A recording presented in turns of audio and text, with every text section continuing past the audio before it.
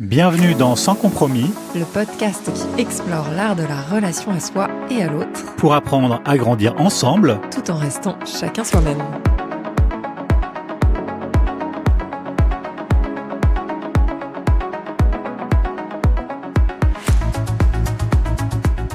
Dans ce nouvel épisode, on va vous parler de 1 plus 1 égale 11. L'équation sans compromis. Voilà, parce qu'on pourrait croire que 1 plus 1 égale 2. 1 plus 1 égale 3. Voilà, 3. Ce qu'on voit beaucoup d'ailleurs régulièrement en se disant que dans le 3, il y a les 1 et puis il y a le couple qui est une autre entité. Je crois que c'est Oui, la comme ça qu'on relation. définit, La relation est le 3. Voilà. Donc c'est ce qui fait 3. Mais non, nous, on va partir sur 1 plus 1 égale 11. Alors, ça nous amène à déjà définir ce qu'on appelle le 1. Et en commençant par le 1, ça vient répondre à la question de comment prendre sa place. Parce que nous sommes tous des 1. Et nous avons tous chacun notre palette unique de qui nous sommes, que ce soit qu'on parle de part de soi, de comportement, de valeurs, ou ce qu'on appelle nous aussi parfois des super pouvoirs. Nous avons tous notre propre palette. Oui, rappelez-vous, c'est ce qu'on disait dans le précédent podcast, l'art de la relation part de ce constat que ça n'est pas un choix entre moi ou l'autre, mais moi et l'autre. Et ce moi, effectivement, comme vient de le dire Marie, c'est la définition de qui je suis, quelle place je prends, quelle signature j'ai dans ce monde, quelle est ma contribution même. Ça s'apparente vraiment à qu'est-ce que j'apporte finalement, quel est mon 1. On parle du 1, tiens, qu'est-ce que j'apporte qui est sans doute différent des personnes autour de moi, c'est-à-dire c'est ce rapport d'étonnement aussi et cette connaissance de soi dont on va parler sur ce 1. Tiens, comment est-ce que je peux me connaître et en même temps, on parle beaucoup de 1 plus 1. Pourquoi ? Parce que finalement, c'est d'avoir cette démarche de connaissance de soi, mais au contact de l'autre. Parce que pour le vivre et pour aussi accompagner dans cette voie-là, c'est splendide en fait de voir quelqu'un qui explore, qui apprend à se connaître tout en étant sous le regard d'une personne qui lui est chère. Et ça, c'est des choses qu'on vit très souvent. Et c'est beau. Je pense tous ces moments où je repense à Quentin et Mélanie. Oui. Qui sont un couple qu'on a eu le plaisir d'accompagner et où elle était en train de mettre des mots sur qui elle était, donc sur son 1, de ce qu'elle apporte, que ce soit autour de la créativité, parce qu'elle a quelque chose, elle apporte beaucoup d'empathie, elle apporte une capacité à l'harmonie, à ressentir et c'était beau de voir que elle posait des mots là-dessus, sur cette connaissance d'elle-même, sous le regard de Quentin qui était presque en larmes en fait de la voir se rendre compte de tout ce qu'elle était et de tout ce qu'elle apportait au quotidien pour elle et autour d'elle. Oui, parce qu'effectivement, ce qui paraît banal dans la connaissance de soi, qui est un mot qui est beaucoup utilisé dans le développement personnel ou dans les différentes philosophies de vie, c'est de partir d'une théorie pour essayer de se comprendre et comprendre un peu qui je suis. Là, on parle beaucoup de qu'est-ce que ma vie démontre. C'est-à-dire et quand on parle de Quentin et Mélanie, c'est vrai que je me rappelle, on était beaucoup partis effectivement de leur quotidien, de la manière dont ils fonctionnent. Et d'ailleurs, on adore partir de tiens, raconte-moi comment tu prends ton petit déjeuner, je te raconterai qui tu es. C'est ça, c'est ce 1 quand on parle de connaissance de soi, c'est d'avoir une approche de tiens, mon 1, ma vie démontre qui je suis. Donc finalement, qui je suis, et c'est effectivement jouissif d'aller l'explorer dans les moments, ce qu'on appelle le bruit du quotidien. C'est-à-dire ces moments où on se dit, mais en fait, ça n'a pas d'importance, ou ça n'apporte pas grand-chose, et pour autant, tout est là en permanence. Et ça, c'est un jeu qu'on aime beaucoup faire. Oui, parce que la difficulté principale, c'est de croire que on fait les choses de manière banale. Et c'est là qu'est la magie, en fait, de ce développement de méthodologie, c'est d'arrêter de croire qu'on a une vie banale et qu'on fait les choses de manière banale et normale. D'ailleurs, et qu'on le fait comme tout le monde, que c'est normal. C'est redonner de la valeur aux moindres choses qui sont faites dans notre vie, comme si elles étaient significatives de qui l'on est, quoi. Et c'est ça, en fait, ce c'est d'aller, mettre des mots, d'aller se reconnaître soi, ce qui ouvre la porte à s'aimer soi pour qui on est, parce que, cette connaissance du un, c'est, mettre de la valeur aussi sur qui je suis et c'est ça qui était magnifique effectivement en repensant à Quentin et Mélanie, de voir Quentin, qui était plein d'émotions en fait, de voir, Mélanie qui réalisait en fait que oui, elle avait, elle apportait quelque chose d'unique que lui n'apportait pas, et c'était magique en fait de le voir presque tout autant, voire même plus touché qu'elle, lui dire: «Mais en fait, moi je vois ça. Je vois ça de toi en fait au quotidien. Je vois ça en permanence» et en même temps de Et sentir, que elle posait ces mots-là et c'est ça qui est magnifique en fait dans ce 1+1 de dire: «Mais si je me découvrais au contact de l'autre» et parce que, c'est magique aussi de dans les relations qu'on vit au quotidien, de remettre du jeu et de dire: qui mieux qu'une personne avec qui je passe du temps pour m'aider à m'observer, en fait, m'aider à me rendre compte que, OK, là, en fait, quand tu cuisines de cette manière-là, non, c'est pas comme tout le monde. Tiens, quand tu organises un week-end de cette manière-là, non, là, c'est pas comme tout le monde. Ou tiens, quand tu éduques tes enfants, OK, non, là, ça, c'est spécifique et c'est toi qui apportes ça. Et ce qui était génial dans le cas de Mélanie, j'espère qu'elle nous en voudra pas pour la citer autant, elle qui aime être dans dans l'ombre. Et c'est justement de mettre de la valeur sur sa capacité à parfois être silencieuse et simplement présente, et de mettre de la valeur sur parfois tous ces gens qui pensent que parce qu'ils n'ont pas un charisme débordant qui se voit, qui s'exprime au grand public et qui est capable de parler devant plein de personnes. D'ailleurs, c'est toute la difficulté d'arrêter de croire que le charisme, c'est quelque chose qui a une seule forme, qui est celle de bien présenter, de bien savoir s'exprimer, d'être à l'aise sur scène, à l'aise en public. Non, le charisme, c'est aussi parfois d'avoir cette énergie incroyable dans le silence, cette présence qui fait que, du coup, j'impacte les autres, je les aide par ma simple présence. Et il y a plein comme ça de super pouvoirs, comme on les appelle nous, qui sont complètement dévalués, alors qu'en fait, l'objectif là dans ce 1, et c'est vrai que le miroir de l'autre est incroyable pour Mmh, ça, mmh, c'est mmh. de remettre de la valeur sur quelque chose qui paraît tellement banal et peu valorisé. Là où, si on prend l'exemple de Quentin, lui qui apporte quelque chose beaucoup plus autour de, oui, de la vision, de décider. Ouais, il y avait surtout la rupture aussi, penser en rupture. Donc c'est vrai, voilà, une personnalité, qui prend peut-être plus d'espace et c'est beau, en fait, de voir que finalement, il n'y a pas la même interaction, en fait, que lui soit seul ou qu'ils soient ensemble et c'est aussi de ce 1+1, de se dire: «Tiens, comment est-ce que finalement, par miroir, effectivement, je peux me rendre compte que, tiens, dans que ce que j'apporte est différent de ce que l'autre apporte et finalement que je sois là ou pas là, ça change quelque chose dans les écosystèmes. Donc heu, donc ce 1, c'est cette connaissance, moi je la qualifierais peut-être profonde et concrète.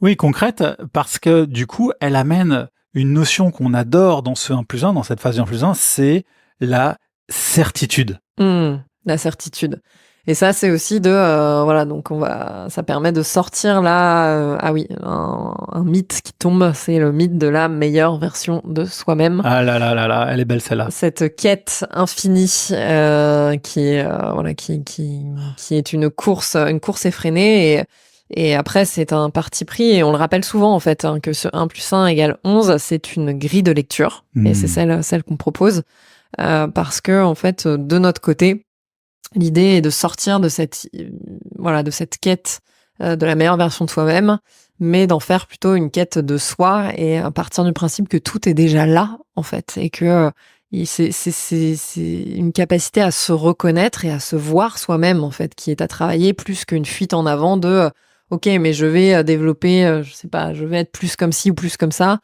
parce que ce sera mieux», qui répond bien souvent à des injonctions sociétales de, entre guillemets, ce qui les traits de caractère qui sont le plus à la mode, du moment, et si finalement, c'est pour ça, hein, qu'on parle de petit déjeuner, de la manière de cuisiner, de tout ce bruit du quotidien parce que dans ces moments-là, eh bien, souvent chacun, on est complètement dans qui on est au naturel et c'est ça, en fait, qui va être intéressant d'aller capter, de se rendre compte pour définir, en fait, qui nous sommes au naturel parce que derrière, c'est la porte pour aller s'aimer tel que l'on est et derrière, oser être en certitude de voilà ce que j'apporte et ça a de la valeur. Que ce soit, tiens, j'apporte de l'efficacité, de l'empathie, du jeu, de la rigueur, de l'analyse, du défi, de l'harmonie, tout ça a de la valeur. Et c'est là où en fait ce 1 prend toute sa saveur, c'est-à-dire qu'il y a une place pour chacun, parce que nous sommes chacun uniques, donc arrêtons de vouloir tous se ressembler et définissons nos 1, puisque c'est ce qui fait en fait toute la joie en fait du 1 plus 1. De dire tiens, je me découvre, tu te découvres, et en fait, waouh, on voit bien qu'il y a des endroits où on se rejoint, d'autres où on se rejoint pas, et c'est ça qui va poser les bases et le socle d'une relation sans compromis. Et donc derrière la certitude amène cette notion de confiance en soi, puisque du coup, on sort de l'illusion qu'il y a une meilleure version de soi-même. Il y a quelque part la redécouverte du fait qu'on soit parfait tel que l'on est et que chacune de nos réactions est logique et a du sens par rapport à qui l'on est. Ça permet déjà de sortir de ce manque de confiance que l'on a sur ce que l'on vit au quotidien. C'est ce que ça amène, c'est plus une capacité à voir ce qui n'est pas en cohérence avec nous-mêmes dans nos vies. Où est-ce que nos choix ne sont pas alignés avec qui nous sommes? C'est pas nous qui ne sommes pas une bonne version de nous-mêmes, ce sont nos choix qui ne sont pas alignés avec cette version et avec qui l'on est, quoi. Et alors ça ouvre la porte à tiens, qu'est-ce que je n'ose pas faire, qu'est-ce que je n'aime pas chez moi, et c'est passionnant et c'est ça qui est très beau en fait à vivre aussi au contact de l'autre. Et on revient sur le fait de grandir individuellement ensemble, c'est que chaque relation vécue sous cet angle-là peut être le terreau de plus d'amour pour soi, de plus d'amour pour l'autre, parce que du 1 plus 1, on arrive au 11. Alors attention, on le pose et on le repose, ça veut pas dire que tout est un long fleuve tranquille. Parce qu'effectivement, quand je me découvre moi, que je m'engage à être, voilà, que je suis dans cette certitude et que je mets de la valeur sur qui je suis, eh bien, ça veut pas dire qu'il va pas y avoir des surfaces où ça va venir s'entrechoquer avec les personnes avec qui je suis en relation, mais pour autant, j'amène ces ingrédients-là, j'amène qui je suis, et derrière, ça nous amène à définir ce que veut dire faire du 11. Et donc faire du 11, c'est à nouveau repartir sur une base saine de confiance en soi, d'estime de soi, de capacité à se reconnaître, de niveau de certitude, de capacité aussi à faire les bons choix en fonction de qui je suis, quelque part à remettre en place sa boussole interne qui permet de se diriger individuellement pour permettre dans la co-création de proposer finalement qui je suis tel que je suis et de rester du coup plein et entier dans ce que l'on va co-créer. C'est pour ça d'ailleurs que l'on appelle ça le 11, puisque dans le 11, en fait, les 1 ne disparaissent pas. Les 1 ne disparaissent pas et les 1 dansent ensemble. C'est-à-dire que, tiens, comment est-ce qu'on va trouver un mode de fonctionnement qui, en même temps, il va y avoir des surfaces où on se rejoint, hein, typiquement, même si on prend rien que les nôtres, hein, que ce soit sur l'aventure, ce soit sur l'exploration, la connaissance de soi, que ce soit sur le fait le mouvement, le voyage. Il y a beaucoup de choses sur lesquelles on se rejoint. Et pour autant, on amène aussi pleinement ce sur quoi on ne se rejoint pas, que ce soit une forme, voilà, je sais que moi, je suis très dans l'optimisation du temps, dans la précision, dans le fait de choisir et de parfois avoir envie d'être dans une forme d'indépendance. Moi, je suis beaucoup dans le 20-80, dans la création de structures, dans la projection, la vision, ce qui effectivement peut paraître opposé. Oui. Ne serait-ce que sur le fait de vouloir parfois tout faire inclure, ensemble, voilà. Inclure versus le fait de vouloir être seul. Et c'est ça, en fait, faire du 11. Et c'est ce sur quoi nous, on s'est engagés l'un envers l'autre. C'est-à-dire, c'est pas parce que là-dessus, on se rejoint pas et c'est pas parce que là-dessus, ça provoque des chaos parfois qu'on va s'oublier sur ces parts de nous-mêmes. Et c'est là, en fait, qui est la vraie ambition de faire du 11. C'est de dire, OK, en fait, on va chacun apporter pleinement qui on est. Qu'est-ce qu'on va faire? On va apprendre à danser avec ces endroits où on s'oppose pour qu'ils puissent nous apporter chacun individuellement et ensemble leur pleine valeur. Parce que tout a de la valeur, chaque trait de caractère a de la valeur. Donc comment est-ce que on fait du 11 dans nos relations? Et je pense que en tout cas le couple est pour nous un terrain de jeu phénoménal pour s'entraîner à faire ça avec tous les chaos, tous les tests que ça engendre.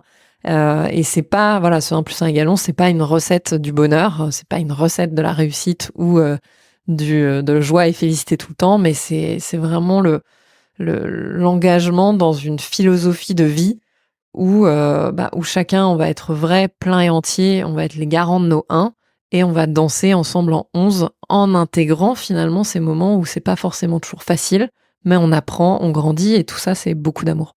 Oui, et c'est beaucoup d'amour parce que finalement, c'est de se rendre compte que la relation est le terrain pour construire quelque chose de plus grand que soi. C'est intéressant de voir que le 11 a vraiment une dimension qui est beaucoup, beaucoup, beaucoup plus importante que le 2 ou le 3. Quand on parle du 11, on perçoit effectivement, et c'est des retours qu'on a d'ailleurs sur le livre, de capter comment cette danse crée quelque part une dimension qui se tourne vers les autres. Hein. Le 11, clairement, se tourne vers les autres de manière décuplée par le 11. Donc, c'est très, très beau parce qu'effectivement, il y a une forme d'enrichissement personnel puisque au contact de l'autre, je vais continuer de m'enrichir. Évidemment, quand Marie aborde du détail et que moi j'ai envie de me dépêcher pour terminer quelque chose parce que je suis dans le 20-80, je commence à capter peu à peu à quel point le détail vient enrichir finalement mon besoin d'efficacité, parce que finalement si elle amène le détail, bah ça permet de gagner peut-être en temps, ça permet d'être plus optimum dans le message qu'on veut passer, si on met les bons mots aux bons endroits, et que si dans mes valeurs il y a aussi le besoin de pouvoir être le plus performant possible, ben je vais me rendre compte que ce qu'elle apporte vient m'enrichir en fait. Et c'est là qu'on voit que cette danse devient quelque chose d'incroyable pour soi-même, pour le couple et pour ceux qui profitent de ce qu'on crée ensemble. Et c'est passionnant parce que cette notion d'1 + 1 = 11, on en reparlera aussi dans un autre épisode. Il y a cette notion d'apprendre à le faire à l'extérieur de soi, mais on est bien d'accord que tout ça n'est aussi qu'une manière d'aller l'explorer en soi.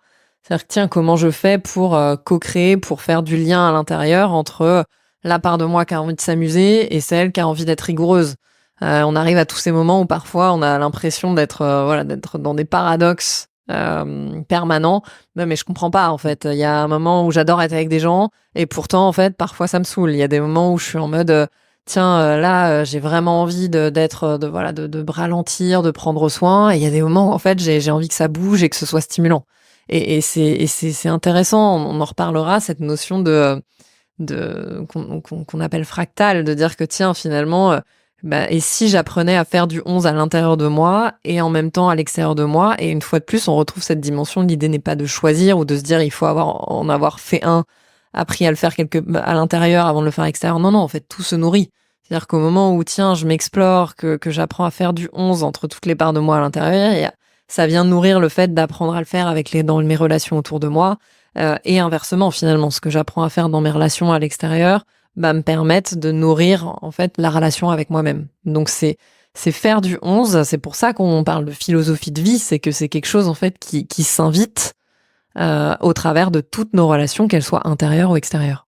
C'est ça, c'est une relation de manière multidimensionnelle. Sans compromis. Et voilà, et c'est pour ça qu'effectivement, là où on part du couple dans le livre, et c'est vrai qu'on le redit, le couple est un terrain de jeu incroyable pour expérimenter le 1 + 1 = 11.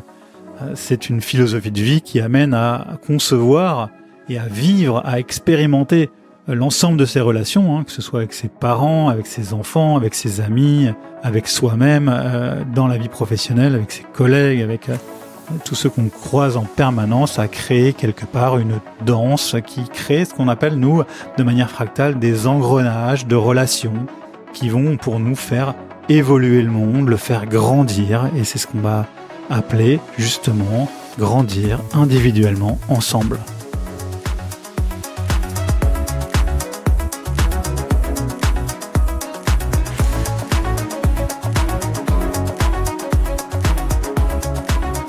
Merci d'avoir écouté cet épisode.